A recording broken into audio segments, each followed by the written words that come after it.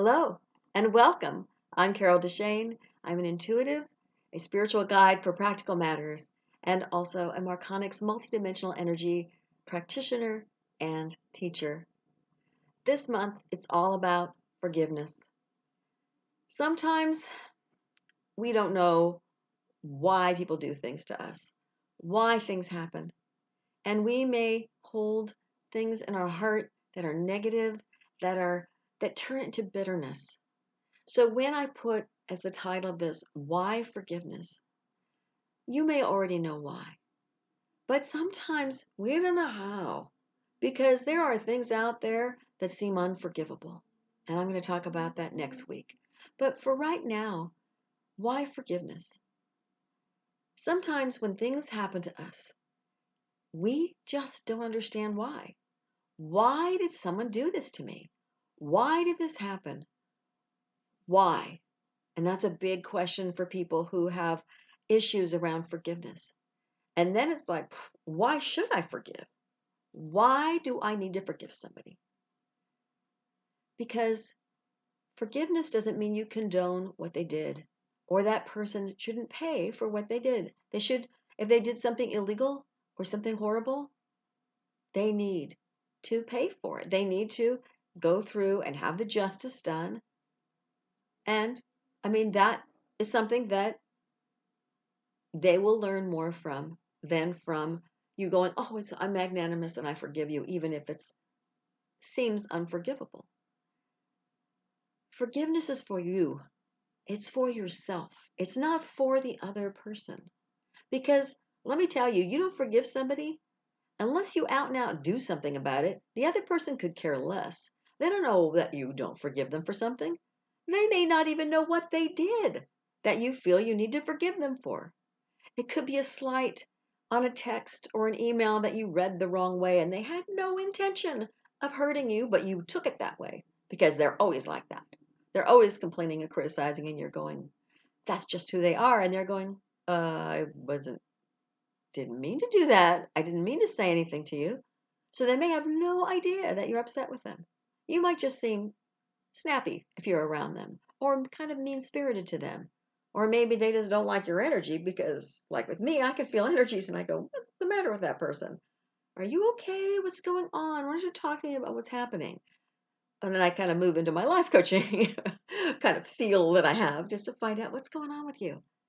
So people may or may not even realize that you have some grudge against them that you haven't forgiven them for. Usually it's the bitterness, or it's kind of a nastiness, or it's a feeling inside of you that's like this big rock that you go, oh, can't forgive them. I can't believe they did that. This is awful. Sometimes it's a situation, but normally it's a person, because forgiving a situation is like, well, somebody died, so you can't really forgive that thing so much as you have to forgive the person for dying, because sometimes it hurts so much and that's the only person we have to blame is them, the doctors, the whatever. There's other people sometimes, but when you're looking at forgiving, you just have to look at yourself and go, wait, am I feeling that this person, I'm victimized by this person? What is this rock in my chest that I'm feeling? Or maybe you have it in your abdomen or wherever it is when you think of that person. Where is it in your body? And you're going, ugh.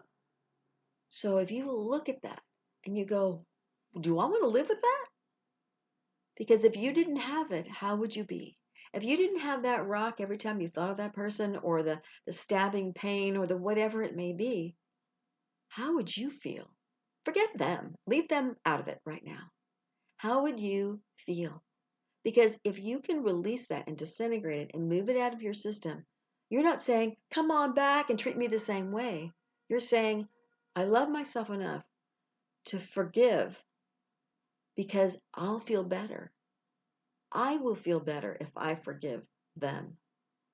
They can keep doing whatever they're doing unless you do something beyond that. But the thing is that if you forgive and you raise that vibration of yourself up to more gratitude, that not for them necessarily, but gratitude for the lesson, gratitude for the knowingness that you can forgive, that it's not something that is stuck, and your body will feel so much better. Your emotional world will feel better. Your mind will feel better. Because once you let go of, sometimes it feels like the old fashioned flypaper where you stick to it and you're going, oh, geez, I'm sticking to this. I can't stop it. I don't know why this is happening. I can't stop it at all. What do you do? I mean, why is that happening? You look at it and you go, ah, this thing that happened, this person, and what they did to me. And you chew at it.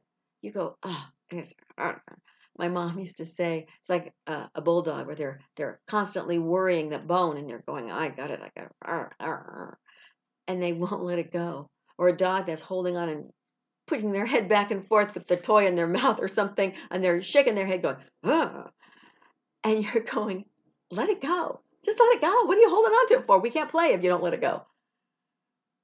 That's kind of what forgiveness is for. So your life can be more playful again. It can be more fun. You're not holding on to this heaviness that you've chosen to do.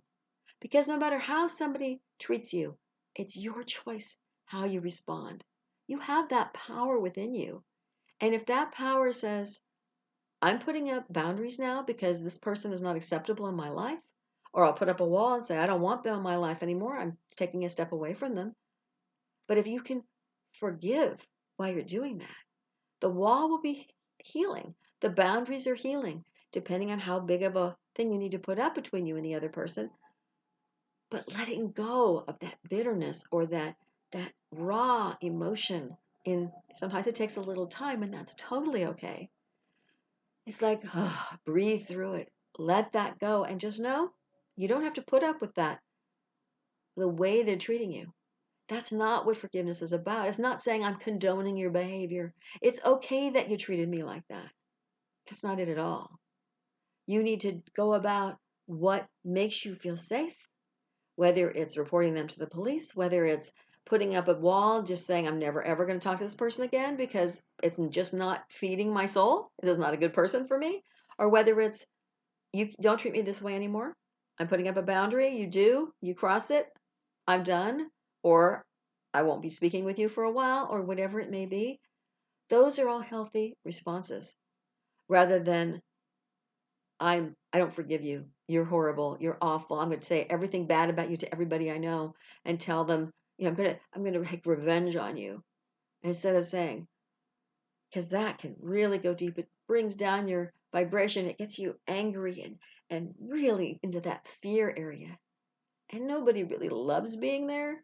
And the anger and the fear, it's something we need to move through, because it's some people just don't know more than that. They don't know they can have more because they're so stuck in that bitterness or in the regret of what happened that they can't let it go.